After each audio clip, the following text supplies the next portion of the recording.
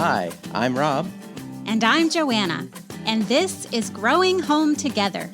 Caring for the soul of your family, helping you grow closer to God. And each other.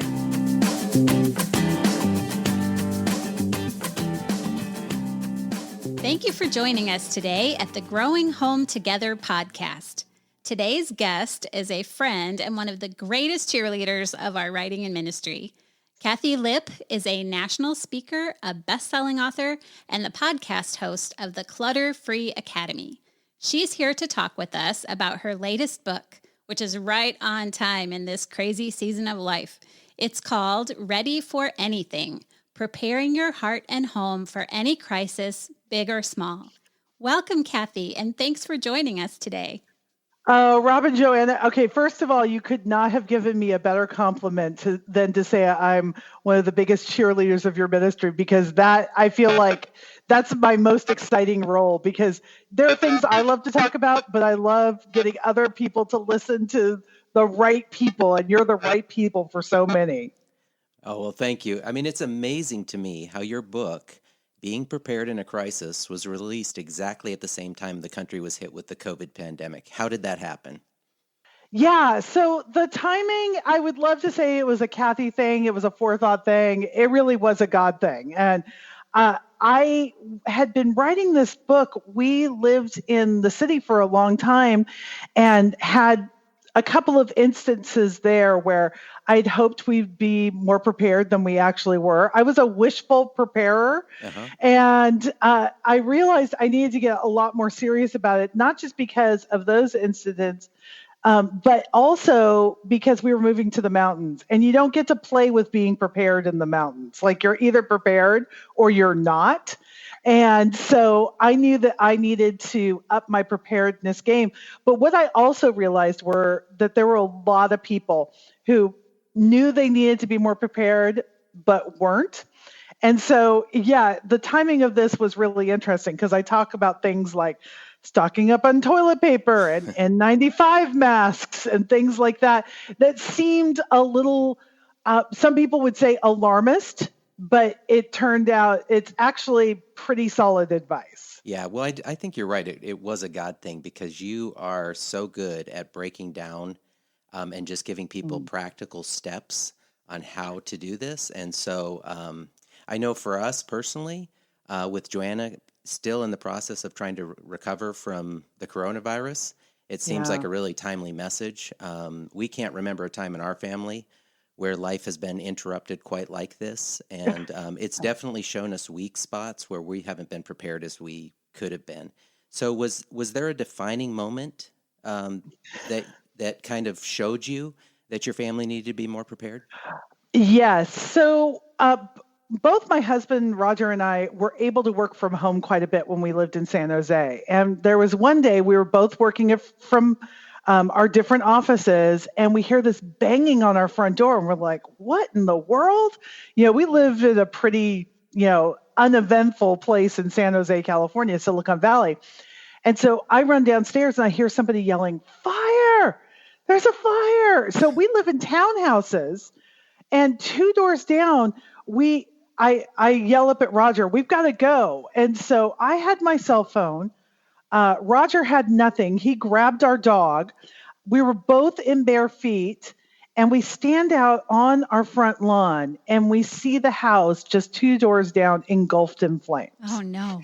It was terrifying. And fortunately, the father and the 2 little boys from the family were out on the front porch. We knew that on the front grass. We knew they were okay. We hadn't even met our next door neighbor, who was in between us and the fire. She had just moved in that weekend, and we were gone that weekend. So we're standing out there, and we're thinking, oh, thank God we got out okay. And then my brain starts pinging like a mom's brain does. And I said, Roger, Jeremy didn't come home, did he? Now, Jeremy was our kid who had just started college that day, and I wasn't familiar with his schedule. And Roger said, no, we would have heard him if he had come home. And just as he was saying that, Roger runs back into our townhouse, and about 30 seconds later comes running back out. And I said, oh, thank God. And about 45 seconds later, a very groggy Jeremy came Oh, out right after him. And Roger would like it noted that he was the guy who ran into a burning building to save his child. As But Roger would. as Roger would, right? Yes. But it's pretty hard to get around the fact that we grabbed our dog and left our son in a burning building. That's not what you want to be known for, right? Yeah, that's totally what Joanna would do. She'd leave me in and make sure the dogs were safe. Hey, you've got two legs. You know where to you know where to go. Yeah, so it was so many things. And so that was the big thing, but little things like neither of us had our wallet or driver's license or any form of identification. We didn't have a leash for the dog. Fortunately, a different neighbor went and grabbed us a leash. But it's like because all of those things were in the house in 40 different places. And so it was just reflecting back on that. It's like, what could we have done to take care of our future self? Putting a leash by the front door, putting our car keys by the front door, those kind of things. When you're in a panic, you can't think about those things. We all think that we're going to have these superhero instincts, but really the dumbest we're ever going to be is during a crisis. Right. Yeah, and you can look back and joke a little bit on it, but I mean that was a serious time, and thank God nobody was hurt. But having those little steps in place would have been helpful. I know when the pandemic hit and everything started shutting down, Joanna was trying to get back from Australia. She was in Australia for 10 days. What? Yeah, and I didn't know that. Yeah, I think I got out with my daughter too, actually, on the second to last flight back into LA. So we were feeling a little of the pressure, that's for sure. Yeah, I was home with the two youngest, and for 10 days I cooked like a dad does, fast food, and we were doing this, and we went to Chicago for a couple days, and we're coming back on the train, trying to get back on the train. And so our train got back, I think we got home at 1:30 in the morning, and I had to hit the grocery stores because we had no food because I was being bachelor dad. And so going through those, aisles at 1 a.m, with trying to pick out maybe a can of beans and some rye bread because there was nothing in the store. Wow. It was another reminder of how being prepared is important. Right. So it sounds to me, Rob, like that was kind of your aha moment. And Kathi, you had a major aha moment. So once you did realize that you needed to be more prepared for the next crisis that came along, what were some of your very first steps that you took? Yeah. So what I did was I looked at what does the Red Cross say that just a basic human living in the United States needs to be able to do. And Rob, I love that you said I love to break things down and make them very doable.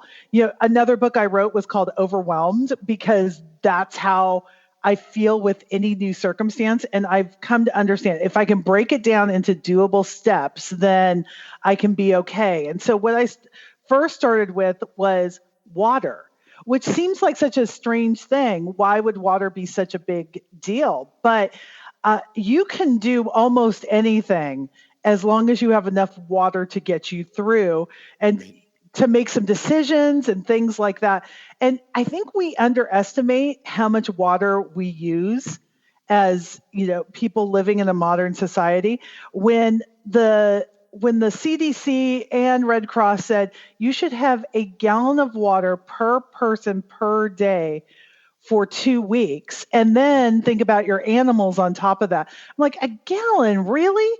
But then you think about the dishes you're washing, the laundry you need to do. Depending on the crisis, that water becomes really, really important. So that's where we started. And then they say you need to have 2 weeks worth of food. And I think what a lot of people do, and a lot of people did, is go and panic buy everything that they need, thought they would need. For a couple of weeks. And what we've learned to do is really kind of live out of a pantry. Yes, we love fresh food. We're gardeners. We love that kind of stuff. But also to know, for a few weeks, canned peaches are just fine.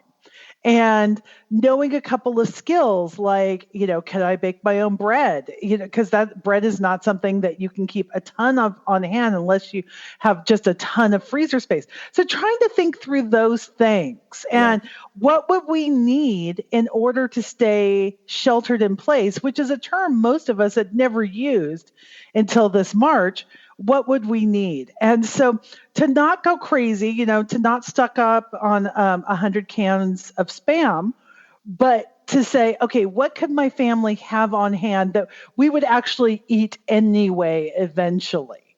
And so that became very important. And then money, just making sure that we had a little money tucked aside in case of emergency. So those were our three big things. That's good. Were water, food, and money. Right. And with the grocery shopping that you were describing in the book, my favorite tip about that was to practice. You mentioned having a day a week or whatever where you just prepare a meal with the staples you have in your pantry. And for me, that made a lot of sense because I think if I had to come up with meal planning on the fly, we'd probably be having graham crackers. Yeah, So exactly. I love that idea of putting it into practice before it's even necessary. Right. And, it also makes it a little bit more fun. We have at least a couple of times a month what we call an off-grid day, where we're just trying to do as much as we possibly can without using electricity. What if our electricity was out? And where we live, that's a huge possibility. And so could I make pancakes on the barbecue? Could I do laundry without running a washing machine? And we dry most of our clothes without a dryer anyway, especially when it's 100 degrees out. The thought of turning on a dryer just makes me absolutely nauseous. But it's to realize that, and this is really what I wanted people to grab from the book, is that we are smarter than we know, we're more resilient than we know, and we're more resourceful than we know. But we've gotten into habits that have just made, we all want to make life easier. I get it. That's why God invented a microwave. But we also need to know, hey, we can do it without. I'm of the age where I remember before microwaves, which doesn't even seem possible anymore. Right. But we can do these things. And I think we've all learned over the past few months that we actually are smarter than we know.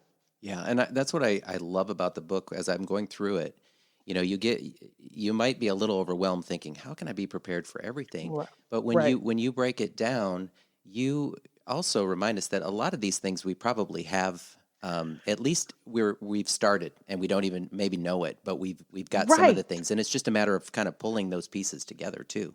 It's really okay. So you guys know my other passion is decluttering. My dad was a hoarder and all of that kind of stuff, and so much of this stuff we already have. We just can't find it, Right. and so it's finding that manual can opener.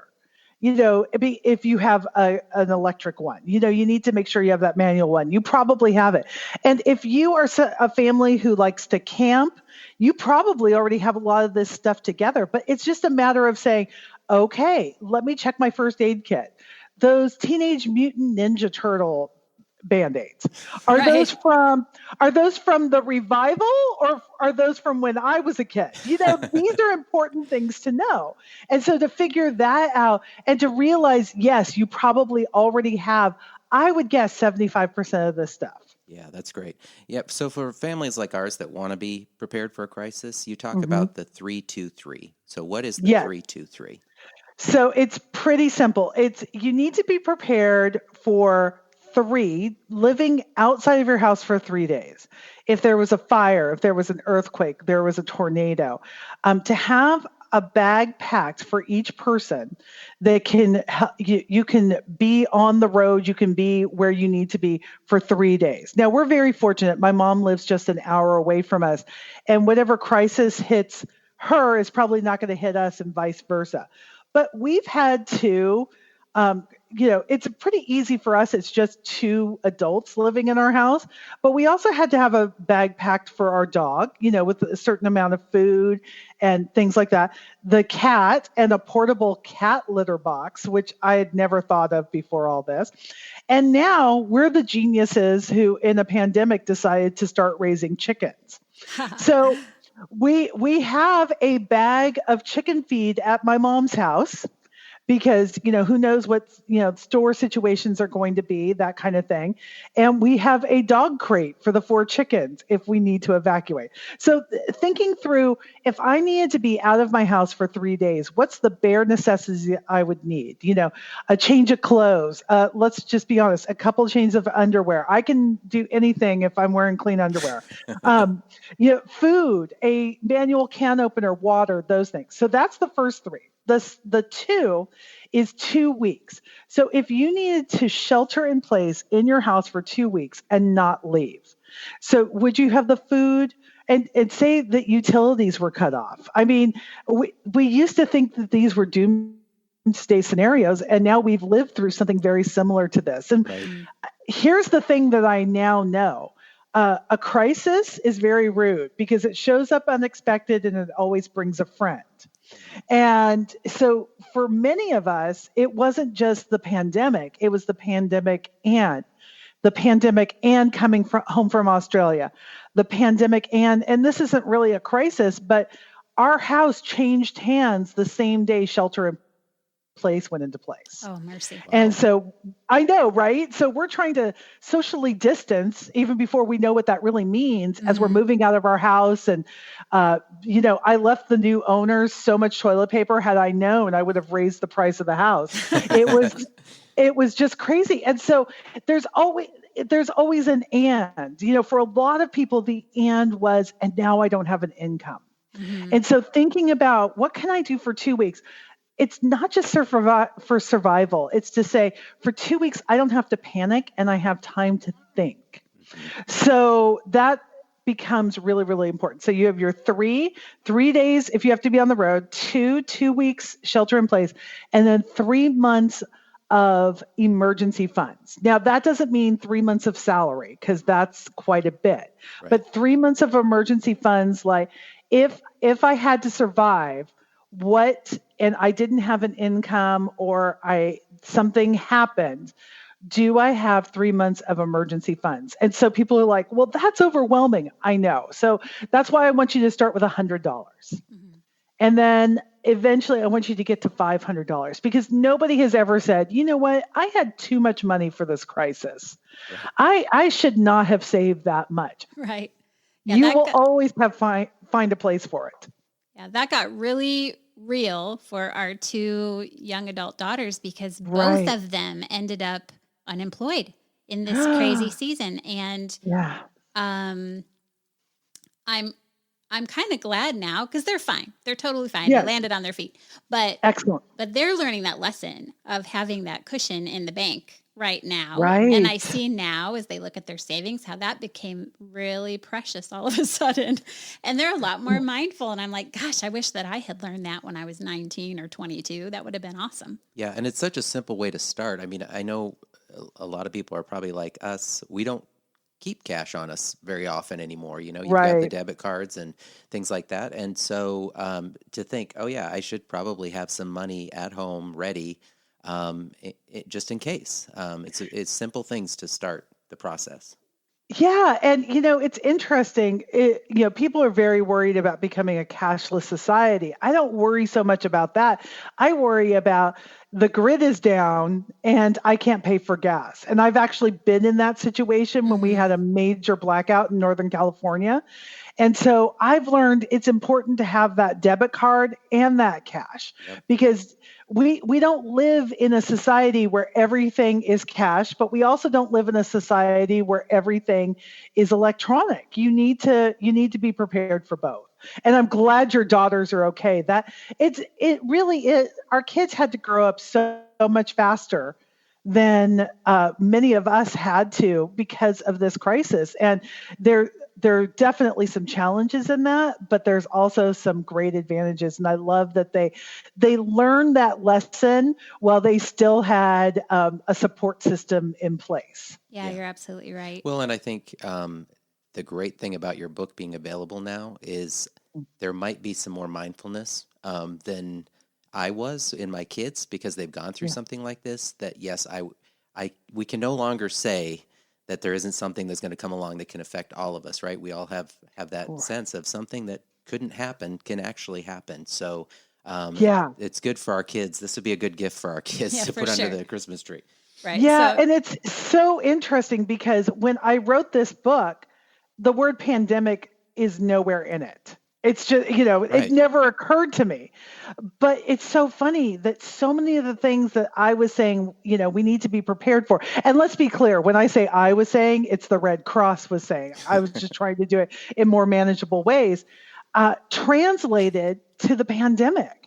So you can't be prepared for every scenario, but you can live with a level of preparedness in your life that will help in every scenario.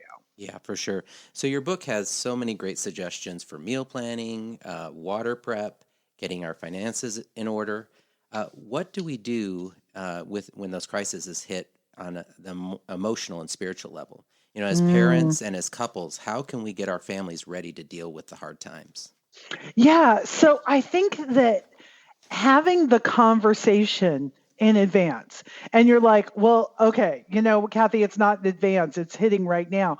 But we look at Iowa, they're in the middle of a pandemic, and, then they have a natural disaster that basically, in many ways flattens some communities.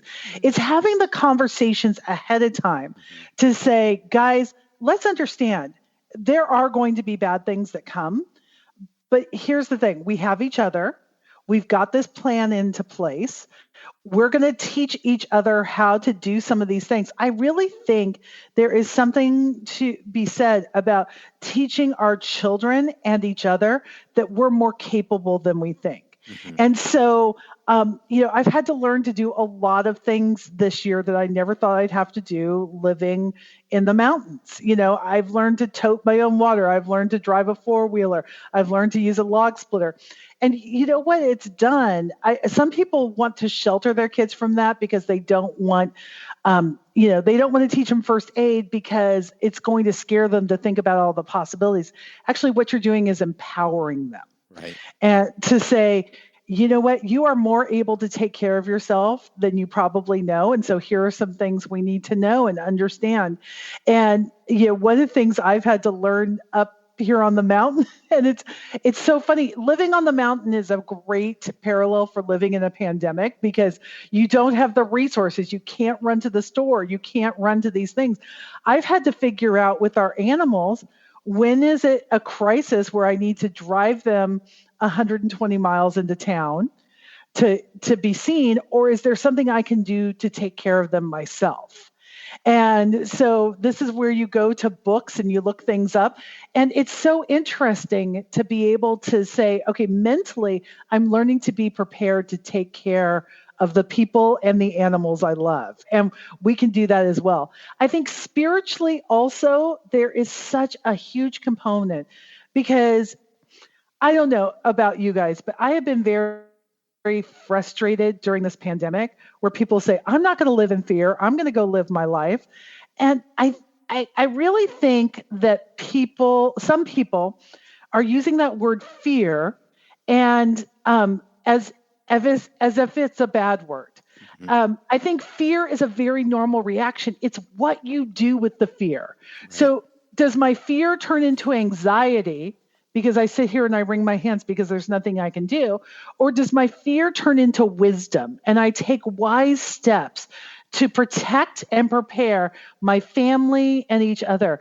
And God spends so much time in his word talking about wisdom and how we can be wise and what a gift that is. And so I can choose which way to go. Now, don't don't get me wrong. I have spent my fair share of time in anxiety.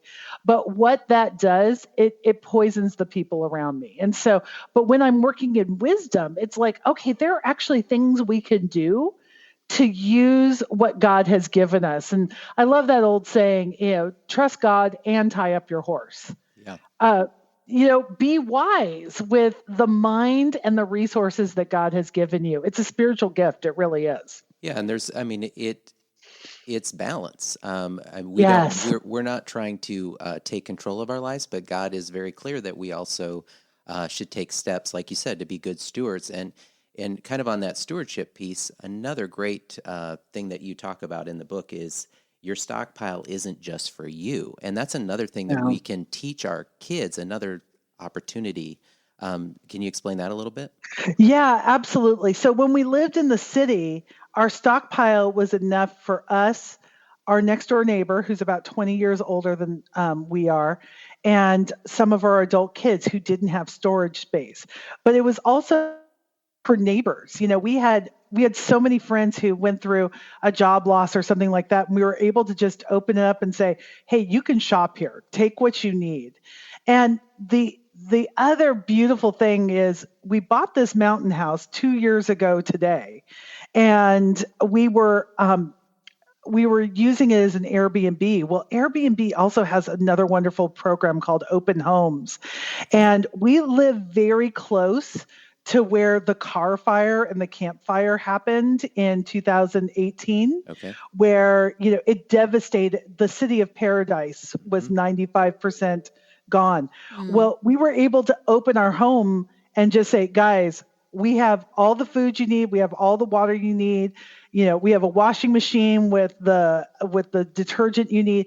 So people were able to apply to come into our house, and they could just live there for days while they were trying to figure out the rest of their lives and get away from the smoke and figure out what they're going to do about their houses.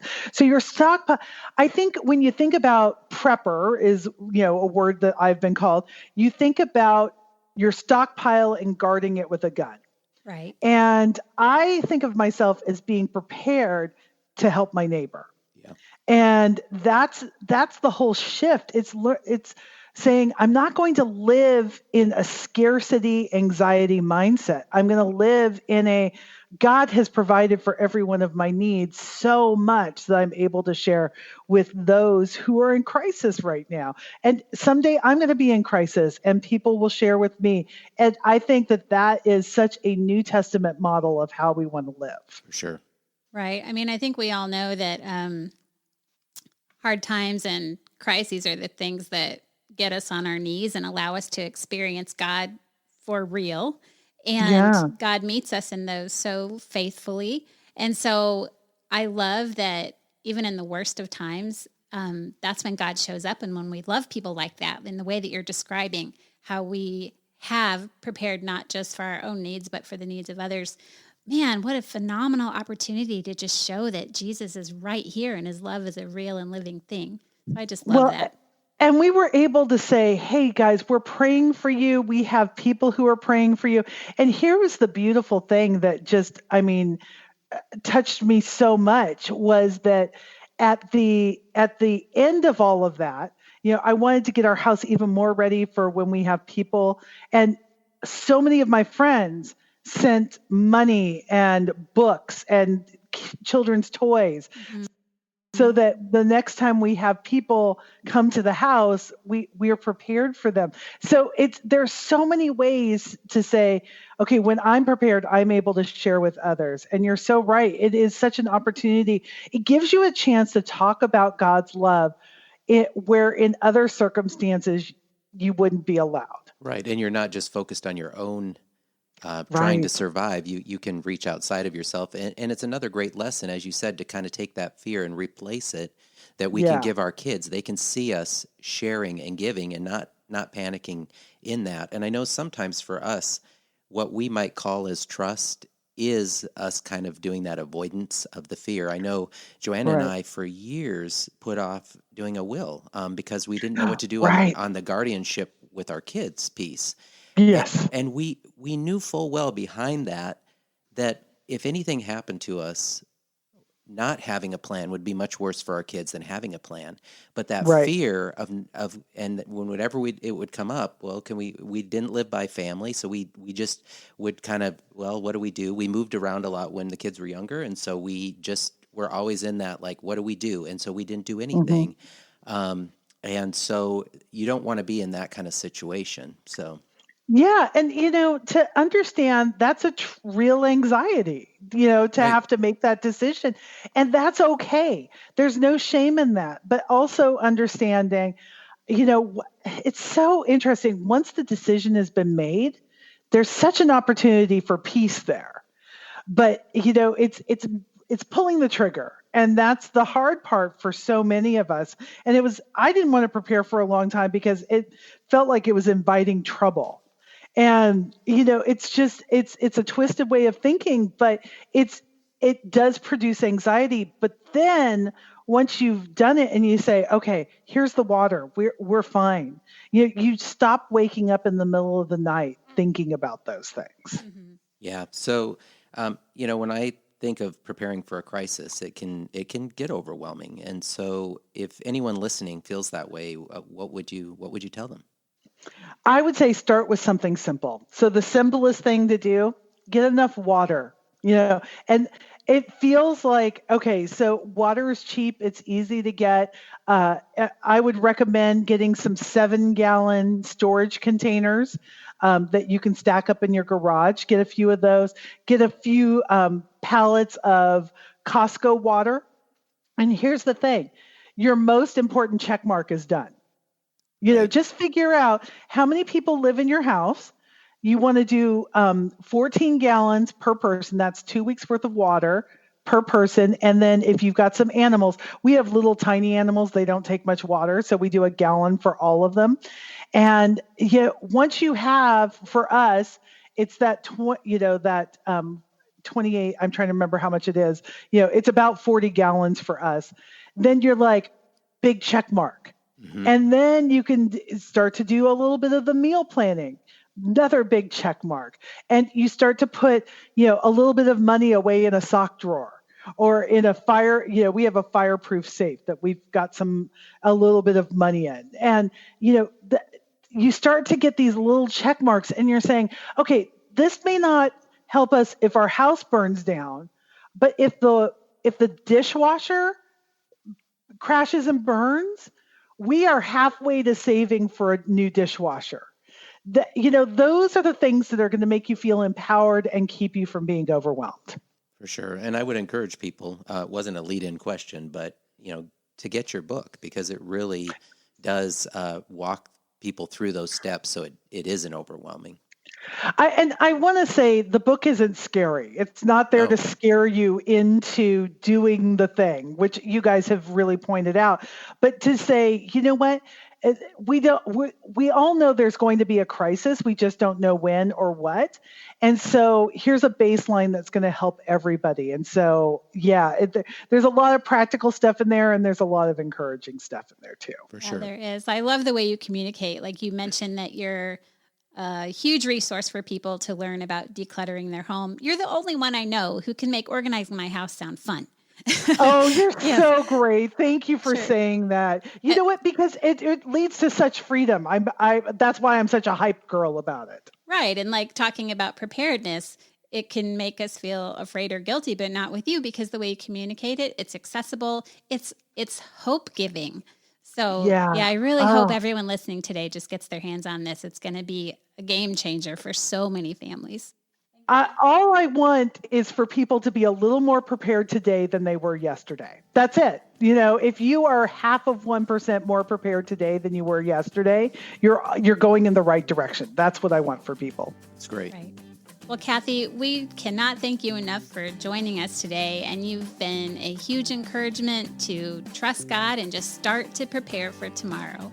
And for everybody who wants to learn more, you can connect with Kathi at KathiLipp.com. Thank you for joining us today at the Growing Home Together podcast, where we're caring for the soul of your family and growing home together with you.